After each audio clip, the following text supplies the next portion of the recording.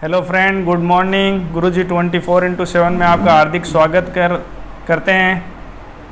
हम बात कर रहे थे एलसीएम एंड एचसीएफ की। वीडियो को अंत तक देखिएगा। कौन से टॉपिक की बात कर रहे थे? एलसीएम एंड एचसीएफ की। लास्ट 3 क्लास के अंदर हमने बात की थी इसके बारे में, इसके एग्जाम्पल वगैरह किए थे। एलसीएम की थोड़ी बात की थी, थोड़ी एचसीएफ की बात की थी, क्या चीज़ है, इसके सिंपल एग्जाम्पल की बात की थी। आज क्लास का कौन सा पार्ट चल रहा है? आज 4th पार्ट चल रहा है। 4th पार्ट के बारे में हम बात करेंगे, इसके और एग्जाम्पल करेंगे। जो अभी कंपटीशन के समय, आज के समय जो कंपटीशन के एग्ज़ामों में जो एग्जाम्पल आ रहे हैं उनकी बात करेंगे हम। किस टाइप के एग्जाम्पल अभी के एग्ज़ामों के अंदर आ रहे हैं, क्योंकि अब वो तो पुराना टाइम तो है नहीं कि एग्जाम्पल बहुत के 20, 25, 27 का एचसीएफ क्या होगा। इतने सिंपल एग्जाम्पल नहीं पूछे जाते हैं अक्सर। अभी क्या कंपटीशन बहुत हाई लेवल पर चला गया है, जिसकी वजह से स्टूडेंट को अपनी पढ़ाई को भी हाई लेवल पर ले जाना पड़ेगा और हाई लेवल के सवालों को सोल्व करना पड़ेगा। इसके लिए अब हम क्वेश्चन के लेवल को चेंज करते हैं और लास्ट क्लासों में हमने जो बात की थी उससे हम डिफरेंट क्वेश्चन लेते हैं। डिफरेंट क्वेश्चन की बात करते हैं। जैसे किसी कपड़ा व्यवसायी के पास एग्जाम्पल लिखी है। आज का फर्स्ट नंबर एग्जाम्पल लिखेंगे। किसी कपड़ा व्यवसायी के पास, अभी हम ये पहले एग्जाम्पल कर लेते हैं, थोड़ा एचसीएफ के कर लेते हैं। 777 मीटर एंड 407 मीटर एवं 1147 मीटर लंबाई के 3 कपड़े हैं। 43 मीटर लिख लीजिए आप, बेसिकली लंबाई के 3 कपड़े हैं। वह सबसे बड़ा माप, आपको क्या ज्ञात करना है? वह सबसे बड़ा माप जिससे प्रत्येक प्रकार के कपड़े को, जिससे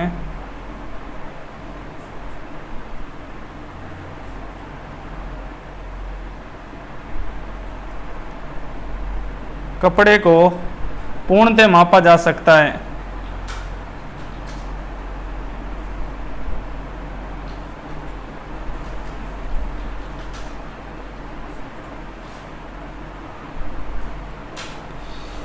किसी कपड़ा व्यवसायी के पास 777 मीटर, 407 मीटर एवं 1147 मीटर 3 लंबाई के 3 कपड़े हैं।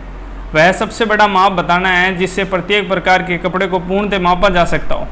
तो इस सवाल को कैसे सोल्व करेंगे ये देखेंगे। पहले एचसीएफ की पहले तो ये करेंगे, सबसे क्या नाम वो पूछ क्या रहा है? सबसे बड़ा माप। सबसे बड़ा माप पूछ रहा है, मतलब आपको क्या ज्ञात करना है? एचसीएफ। पहले एचसीएफ ज्ञात करेंगे। एचसीएफ ज्ञात कीजिए। एचसीएफ कैसे ज्ञात करेंगे आप? मैंने बताया था आपको क्या लेना है? क्लोजेस्ट नंबर का डिफरेंस लेना है।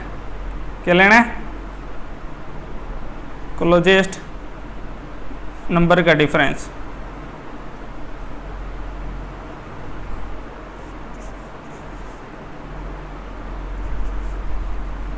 तो लिया जाए पहले क्लोजेस्ट नंबर का डिफरेंस। कैसे लेंगे?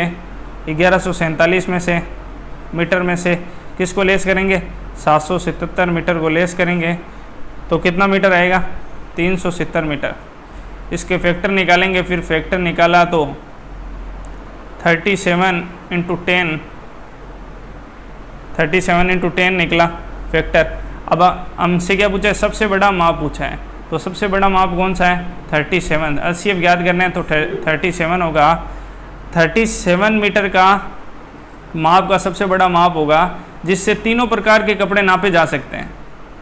क्या मापे जा सकते हैं? तीनों प्रकार के। तो इसका एचसीएफ क्या होगा? 37 इसका आंसर होगा। इस प्रकार के आपको इसका आंसर निकालना है। जैसे हम वापस बात करते हैं हमने कैसे किया। क्वेश्चन में कहा गया कि 3 माप के कपड़े हैं, जैसे 777 मीटर, 407 मीटर और 1147 मीटर लंबाई के 3 कपड़े हैं। उसका सबसे बड़ा कौन सा माप है, कौन सा माप होगा जिससे तीनों प्रकार के कपड़े को क्या किया जा सकता है, पूर्णतः मापा जा सकता है।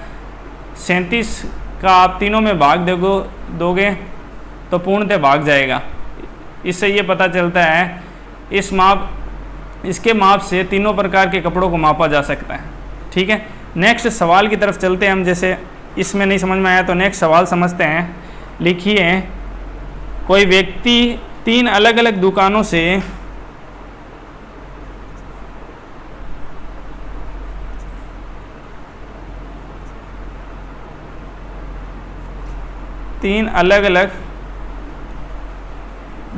से एक ही कीमत पर 3 अलग अलग संख्या में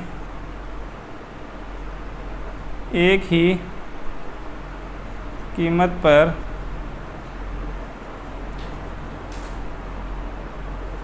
3 अलग अलग संख्या में कुछ पेन खरीदता है। क्या खरीदता है?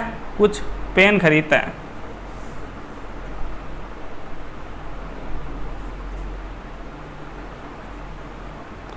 प्रत्येक दुकान पर खर्च की गई राशि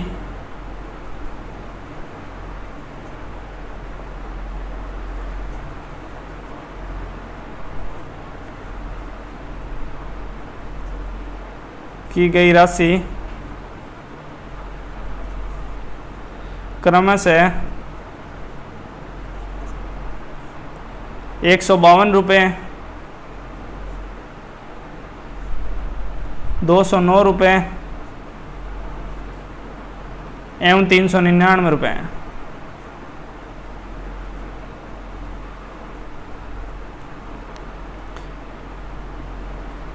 तब कम से कम कुल कितने पेन खरीदे गए? तो ये पूछा गया है कि तब कम से कम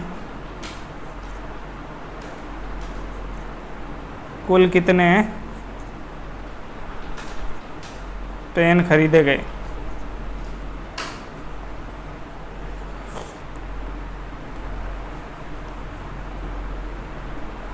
कोई व्यक्ति 3 अलग अलग दुकानों से एक ही कीमत पर 3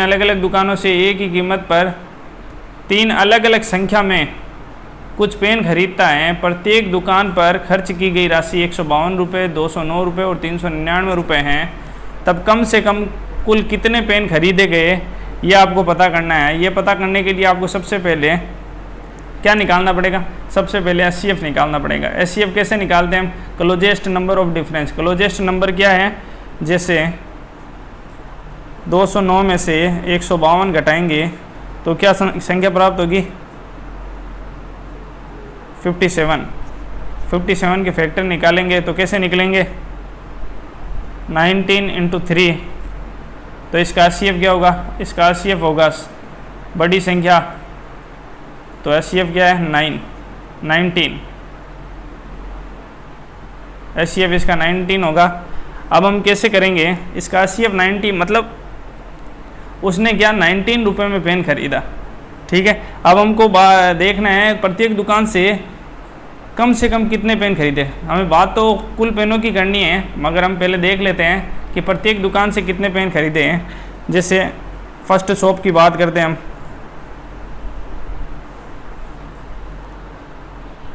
फर्स्ट शॉप 152 रुपये के पेन खरीदे हैं। 19 रुपये का एक पेन था, तो कितने पेन खरीदे होंगे उसने? 8 पेन परचेज किए। सेकंड शॉप से बात करते हैं हम। सेकंड शॉप पर से उसने 209 रुपये के पेन खरीदे। एक पेन 19 रुपये का परचेज किया उसने, तो कुल कितने पेन परचेज किए? 21 पेन।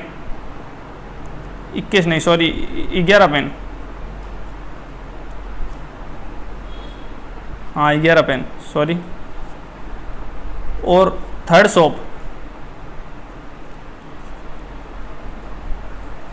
शॉप पर से उसने कितने रुपए के पेन खरीदे? 399 रुपये के पेन खरीदे। कितने रुपए का एक पेन खरीदा? 19 रुपये का। तो कितने पेन खरीदे? 21 पेन। यहाँ से 21 पेन खरीदे, यहाँ से 8 पेन परचेज किए इसने, यहाँ से 11 किए, यहाँ से 21 किए। तो टोटल कितने पेन परचेज किए? टोटल पेन परचेज कितने किए? 19 और 21 कितने? 40 पेन। तो उसने टोटल तीनों दुकानों से कुल मिलाकर कितने? 40 पेन, 40 पेन परचेज किए हैं। ठीक है, इस प्रकार से हमने इस क्वेश्चन को किया है। कोई व्यक्ति 3 अलग अलग दुकानों से एक ही कीमत पर, एक ही कीमत क्या रही? आंसर इसका 19, एक ही कीमत 19 रुपये पर उसने क्या नाम परचेज किया था। प्रत्येक दुकान पर खर्च अलग अलग, इस पर 152 रुपये के परचेज किए हैं। इस पर फर्स्ट शॉप से 152 रुपये के पेन खरीदे, दूसरी से 209 रुपये के खरीदे, तीसरी शॉप से कितने के खरीदे? 399 रुपये के। तो कितने टोटल? फर्स्ट शॉप से उसने 8 पेन खरीदे, सेकंड शॉप से 11 पेन खरीदे, थर्ड शॉप से उसने 21 पेन खरीदे। कुल मिलाकर उसने कितने पेन परचेज किए? कुल मिलाकर उसने 40 पेन परचेज किए। यही पेपर के अंदर, यही क्वेश्चन के अंदर पूछा गया था कि कम से कम कुल कितने पेन खरीदे गए? कम से कम 40 पेन खरीदे गए। ठीक है, अब हम नेक्स्ट क्वेश्चन की बात करते हैं। और इससे रिलेटेड जो 3 क्लासेज जो और हैं वो आपको डिस्क्रिप्शन में उसका लिंक दे दिया जाएगा, आप वहाँ जा सकते हैं। पहले उन क्लासों को देखने के बाद ही इस क्लास को देखिए, नहीं तो आपको कुछ समझ में नहीं आएगा। पहले आपको उन क्लासों को देखना पड़ेगा, बेसिक क्लियर करना पड़ेगा, फिर आपको ये क्लासें समझ में आएगी। उसका लिंक आपको डिस्क्रिप्शन में दे दिया जाएगा। और क्लास अच्छी लगी तो लाइक कीजिए, दोस्तों के साथ शेयर कीजिए। किसी प्रकार की कोई प्रॉब्लम आई तो कमेंट बॉक्स में कमेंट कीजिए। अंत में जाते जाते चैनल को सब्सक्राइब कीजिए एंड बेल आइकन पर प्रेस करना ना भूलें। ठीक है, थैंक यू। जय हिंद, जय भारत।